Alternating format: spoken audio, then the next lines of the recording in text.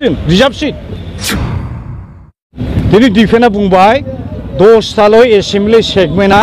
ट्राइबेलनि reserve जानांगौ जे सानसुमा खुंगुर बैसुमतियारि बिथाङा दिनै जि बाथ्राफोरखौ बुंदों जे आङो स्पष्टयै बुंनो नागिरदों जे बिथाङा मा लुबैयो बिथाङा मा नेरेटिभ इस्टाब्लिश खालामनो नागिरदों बिथाङा मा प्रपागान्डा खालामनो नागिरदों आरो दुलाराय बर' फरायसा आफादखौ बर' माहारिनि गेजेराव दुलाराय बर' फरायसा आफादनि इनिशिएटिभआव बर' थुनलाइ आफाद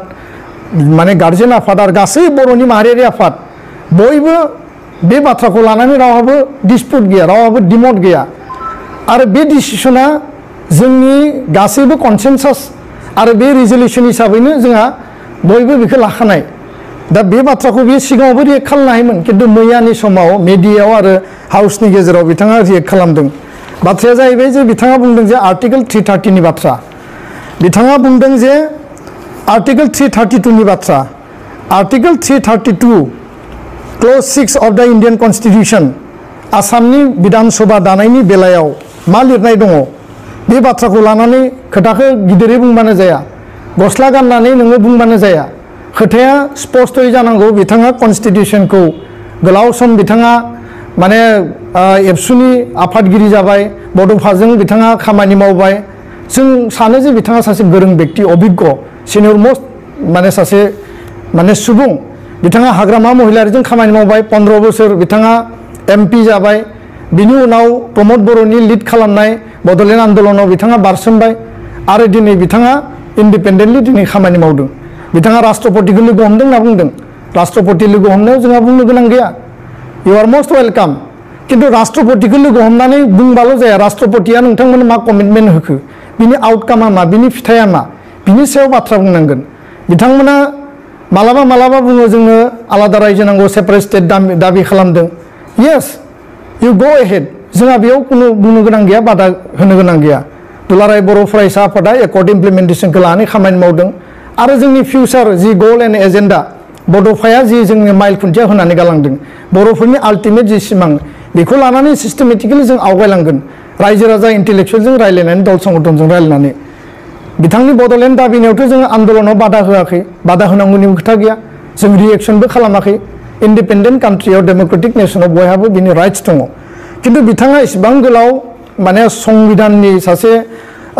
समायखिरा लानाय एमपि हिसाबै गोलाव सम एबसुखौ दैदेननाय गोलाव सम राजनीतिक भाबै खामानि मावबोबाय बिथाङा मानो भुल बायखा भुल अपप्रचार मानो खालामो जि बाथ्राफ्रा बेयाव लिरनाय दङ बिटिआरआव गोजोन लाबोनायनि थाखाय बिथां प्रमद बर'खौ गान्धीबादि नेता होननानैबो बुंबावदों बेनि अनगायैबो सा सानजानि गेजेरावनो गिबि बिटिआरआव इन्टारनेशनेल नलेज फेस्टिवल खुंफुंनो हानाय बाथ्राफोरखौ मेगाजिनाव रायखांदों जायो जाया उननि खोथाना जों दाबिबानो जायो बेबायदि माबाफोर धेमालि खालामजायो नामा जातिनि एजेन्डाया बेबायदि मोनसे कन्स्टिट्यूशनल प्रभिजनआ धेमालि खालामजानाय बाथ्रा नामा जे जायो जाया आङो गथ' गोरलै बायदि जि जायो बेखौनो बिगोन बिनि उनाव माने मा मोनो मोना उननि बाथ्रा इसिबां गोलाव आन्दोलन खालामबाय इसिबां गोलाव नोङो माने पलिटिकेल लिडारशिप लाबाय इसिबां गोलाव नोङो ससियेल लिडारशिप लाबाय दिनैबो नोङो जुदि धेमालि खालामनो दिनैबो नोङो जुदि माने ब्लेम गेम होनो जुदि दिनैबो बेबायदि मोनसे पर्यायावनो जुदि थायोब्ला नोंथांखौ सोर मान मर्यादा होगोन